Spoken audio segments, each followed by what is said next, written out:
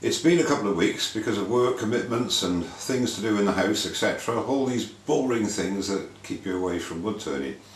Today's video is going to be my method of, or one of the methods I use to finish off a rough wet turn bowl. It's been drying for about 4 months, 5 months. It's ash, and it's the last one I've got of the 2 rounds that I had kindly given to me by a friend of mine in the village. However, I'd also like to thank all my subscribers, as I usually do, but especially the people that commented and gave encouraging comments on the last video I did with Chris Fisher, the blind wood turner. And a lot of you have got over to his channel and subscribed, and Chris has already put 2 videos up, and I think in a couple of weeks he's going to be doing another one as well. So thank you for supporting him, and I'm sure he'll have a lot to show us in the future. I'd like to give a shout out to a guy called Brendan, better known as Baconsoda, the gardening man. Brendan, after much chivying by myself and Alan Simpson, and a bit from Carl Jacobson too, has finally relented and started doing wood turning related videos. Brendan actually is going to be setting up another channel which is going to be specifically on wood turning. Currently, if you would subscribe to his current channel, then you will be informed when the new channel is up and running, and you can go over there as well. I'll put a link down below. Brendan, although has put up 200 odd videos on gardening, is a very accomplished wood turner, believe me. And in fact, he says that he was watching Chris with his disability doing what he did, that sort of almost shamed him into starting doing videos. So it'll be to our benefit, I assure you, because Brendan has got an awful lot to offer. So that's Brendan, or Baconsoda, and as I say, I'll put the link down below. Be sure to go to his channel, subscribe and support him in his new venture. We'll go over to the lathe now, and we'll start finishing off this rough turn bowl. See you at the lathe. So here we have the bowl. It's about 9 inches across and about 3 inches deep. I've already, this is the original tenon, I've cleaned that up a little bit, and I have a mouse pad on the inside of the bowl, and I've got my jaws opened up there, and I brought up the tailstock, and I'm going to finish the outside. I had to do some filling, a couple of cracks appeared, and all I've done there, I've started to shape the outside now. I'm going to shear scrape this to finish it off. It's quite imbalanced now as far as the outside is concerned, and I have taken down the rim to give an approximate proportion of the bowl. So I'm now going to take my bowl gouge, and I'm going to continue to shear scrape with the bowl gouge on the outside to finish that off. Then I'll apply the sanding sealer mix and finish off with wax. I'll finish off then I'll turn it round, flip it round, put it into my dovetail jaws, and finish turning the inside and finish that, and then I'll reverse it again to take off the nub. Okay, so I'm using a 3/8 bowl gouge now, and excuse me, as Eric always said, safety gear on, and I'm turning at around just over 1,000 revs, and the handle well down, and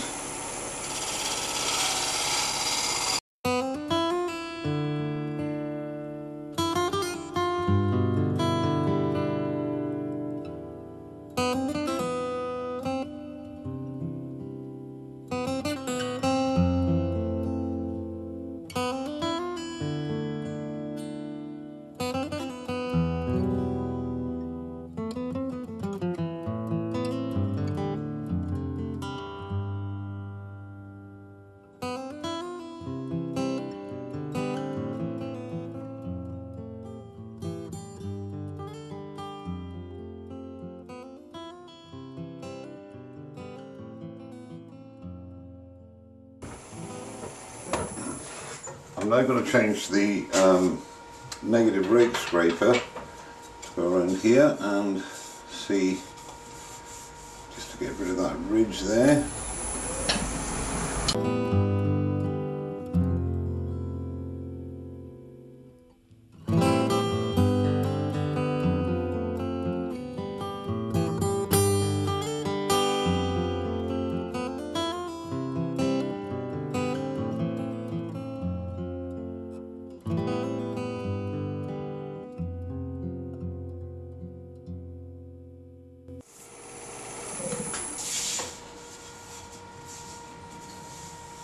Yeah, that's good enough now.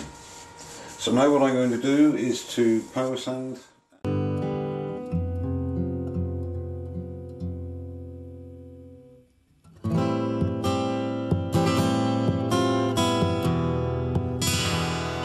That's down to 600, nice and smooth. So what remains to be done now is I will put 2 coats of sanding sealer mix on, allow to dry, and denib, rub down with 0000 wire wool in between each coat, and then apply 2 coats of wood wax 22, which is a mix of carnauba wax and beeswax, and I'll come back to you when I'm buffing up the final coat. Let's give it the final buffing. We'll turn the revs up to about 1500 revs and just keep moving the paper towel around.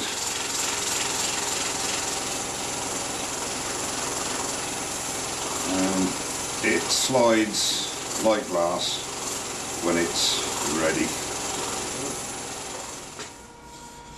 So that's the outside of the bowl finished now.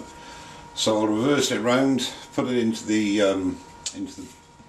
four-jaw chuck, and we'll finish off the inside.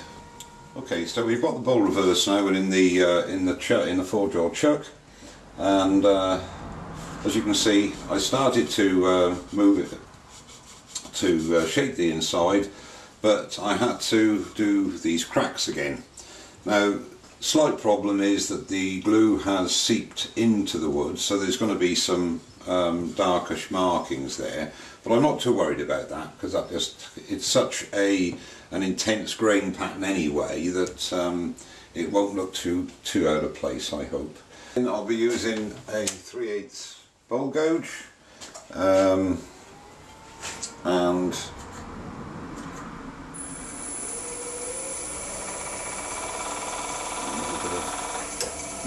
there, just on about 1000 revs, I think.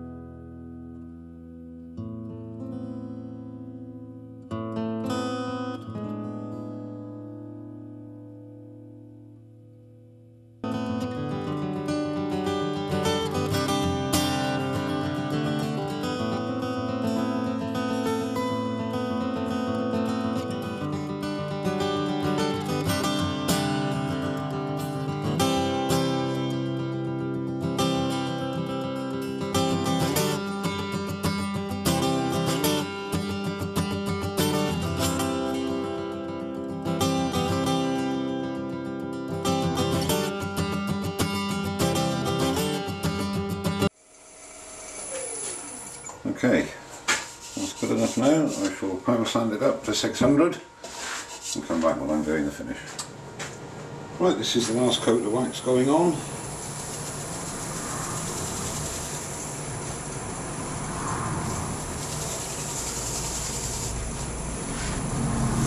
Gets on there.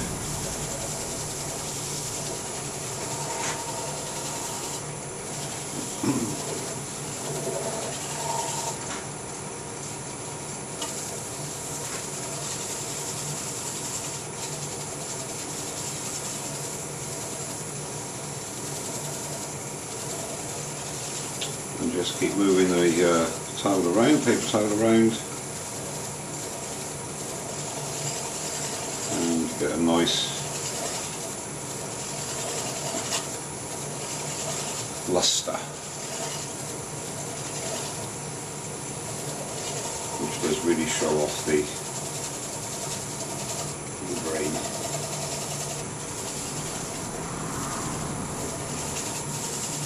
Take a fresh towel and give it a final buffing. Not too much pressure, turn the revs up a little bit. So about 1,000 revs now.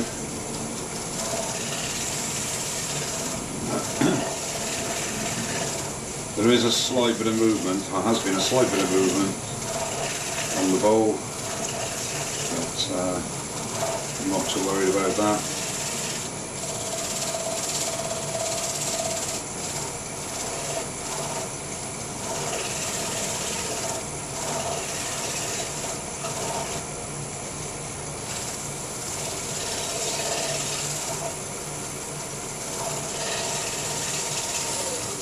And there we have it.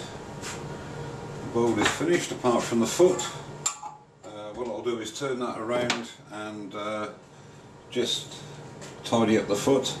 I'm not sure whether I'm going to keep the foot or actually remove it and just have it sitting on a slight recess. I'll decide that when I've turned it round. So I'm just going to turn the knob away. I'm going to use a 1/2 inch spindle gouge. And I've got in my button jaws. I had to change out the jaws from the 100mm chuck to this 150mm Goliath, which gives it a bigger holding capacity. So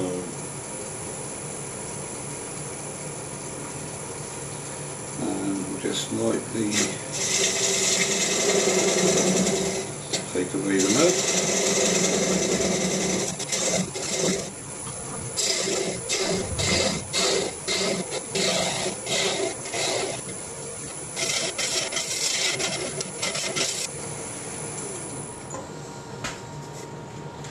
I'm still not sure, just checking that it's concave. I'm still not sure whether I want to keep that little foot or not, to be honest with you. I think we'll go with it. So just drop it down and a little bit of shear scraping on there just to tidy up.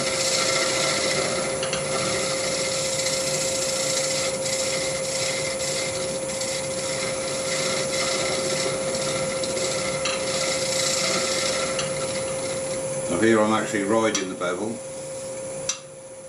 riding the wing I should say, very light cuts.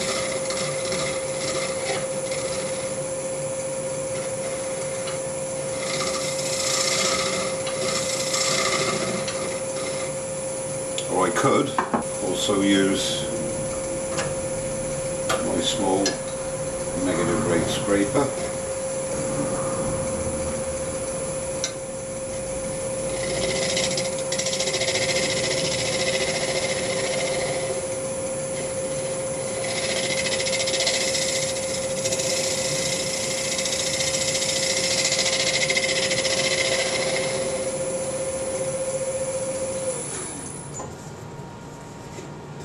It's a nice finish, ready for sanding.